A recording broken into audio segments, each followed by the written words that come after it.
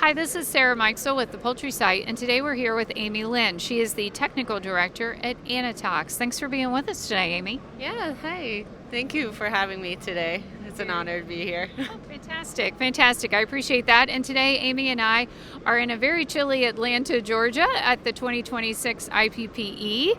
And we're going to dive right into our question. How has the broader biosecurity climate changed what poultry integrators and feed customers expect from mills in 2026, especially around documentation, monitoring, and prevention, Amy? I think over the last few years, expectation from the customers has shifted from reactive control to demonstrating prevention. So in 2026, the integrators and the feed customers are no longer satisfied with a single control step or a pass or fail testing result. They're looking for a more documented system level biosecurity program, one that has shown how risk is identified upstream. Right. And how it's controlled at multiple control points, and how the performance is being verified over time. And that means we'll need to have clear documentations of where interventions are being applied, how the routine samples are being collected, and it goes beyond just the finished feed alone. And prevention strategies that are defensible under audits, and more importantly, the customers are also asking why a program is designed for instead of what's being used. Right. So a program that can link the rationale of science to how things really work in the field would become the new expectation. Very good. When ingredient risk and sourcing shift, what does your presentation suggest is the most reliable way to maintain consistent salmonella control operationally and scientifically without over-treating everything? Well, the most reliable approach is to move away from a blanket treatment to a more risk-based multi-point strategy. Ingredient risk will always fluctuate due to resources, seasonality, and also the market pressure. So trying to compensate by simply increase treatment everywhere can be very costly, and often ineffective for the operation. So what our work has shown is that consistency comes from placing the right intervention at the right control point based on how and where the risks are actually entering the system. And scientifically, this means that understanding the differences in the mode of action and matching them to the contamination challenge.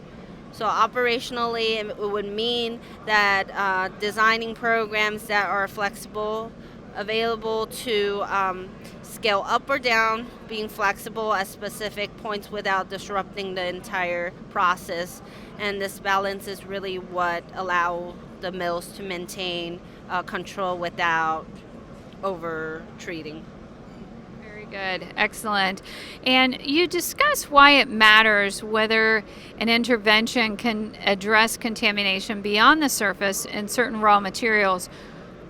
How should mills translate that concept into practical decisions about which ingredients warrant upstream intervention and which can be managed later in process? That's kind of a risk assessment too, right? Exactly.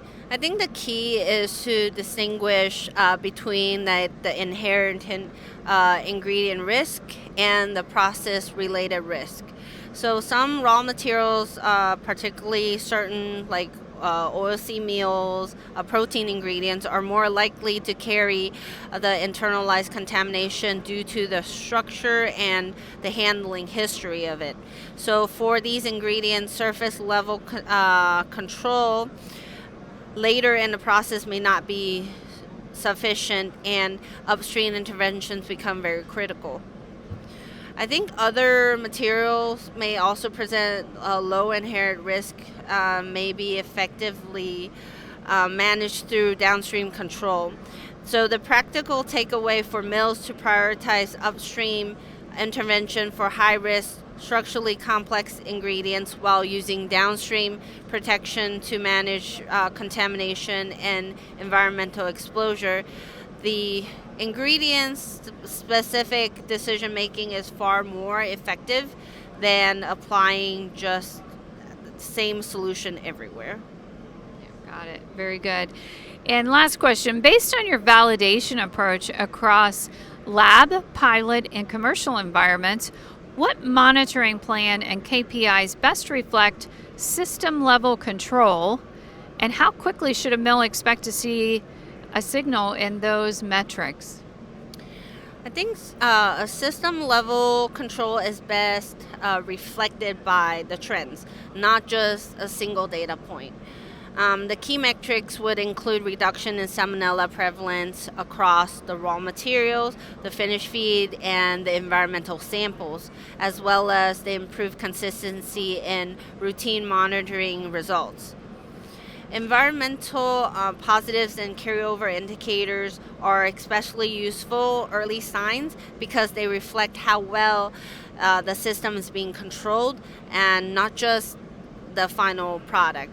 So in terms of timing, the mills should expect to see early signal within weeks, particularly in environmental and raw material data, with more stable trends emerging over 1 to 3 months as the program becomes established.